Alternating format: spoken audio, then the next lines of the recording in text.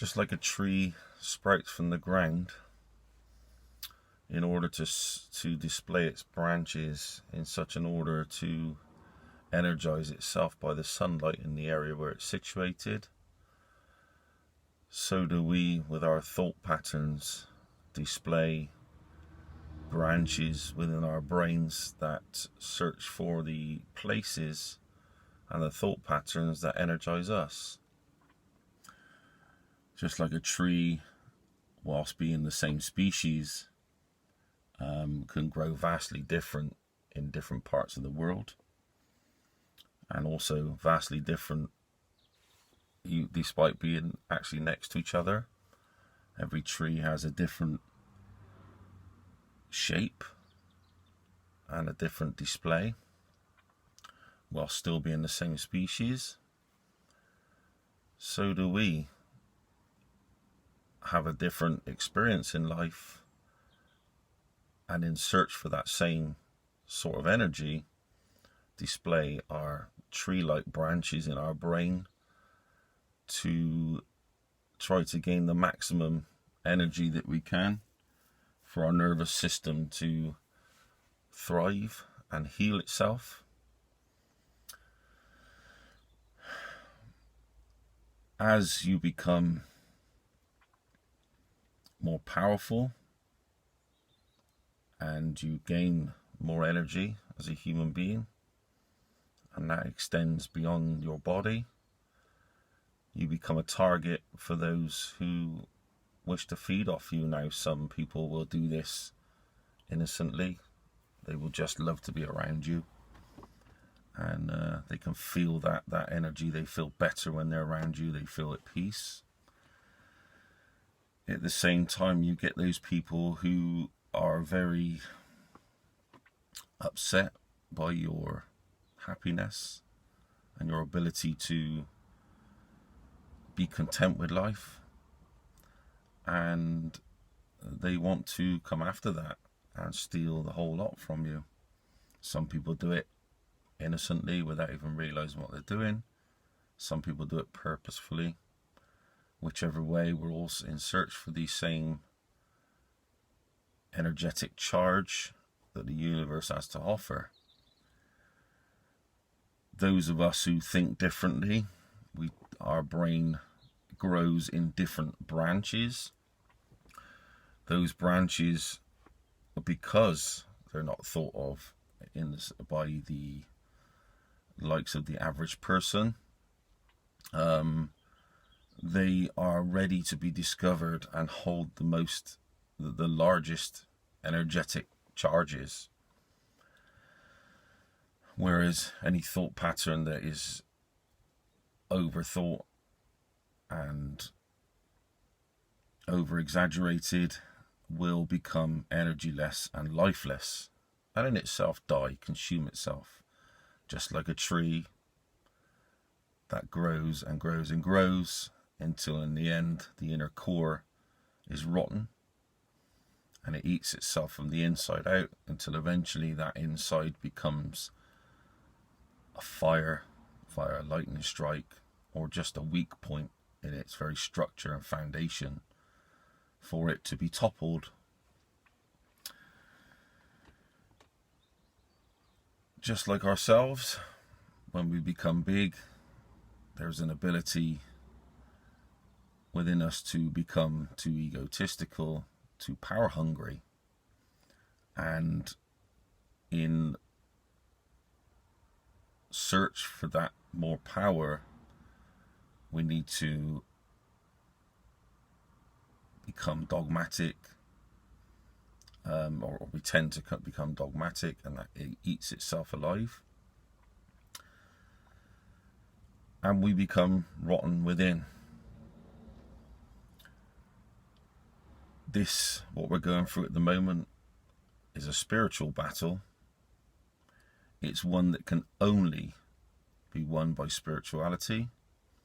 People of the past history have written about this, that if you don't get in touch with your spiritual side within yourself, which is only one dimension, but it's quite an important one,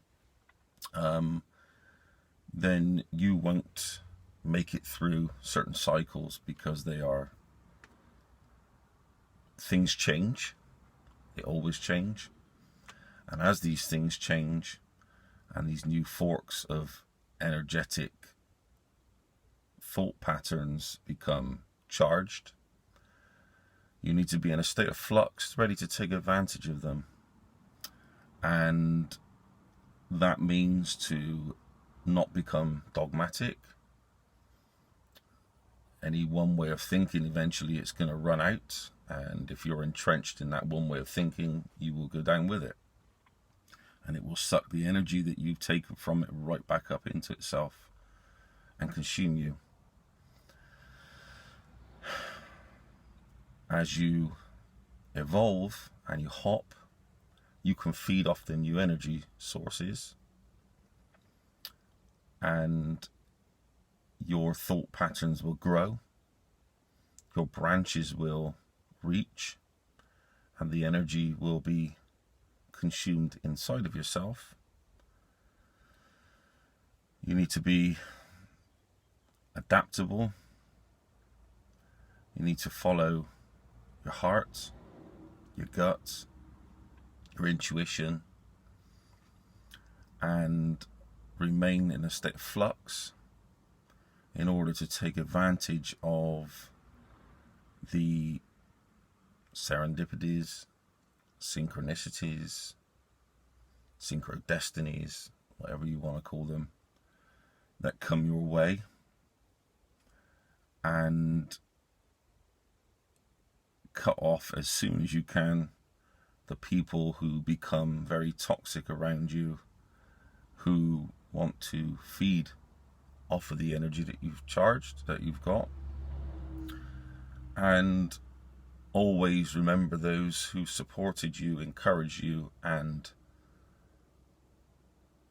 saw you in the right light for the new energy sources that you were trying to lay a foundation for. When your nervous system stretches outside of your body, it holds a charismatic charge that reaches farther afield, and as you reach farther afield, you will get those who turn on you, usually closest to you. And it's because that you're in a state of flux. You think differently. You won't agree with their dogma. You won't follow their rules. And you go on your own path, and as a result, you become independent and self-isolated in a way. You shut off those barriers for that energy to be able to be taken away from you. And as you do that by standing up to people, you will see them have mental breakdowns. They will self-destruct. And as you hold your charge, you need to remember that you need to go on with your own life.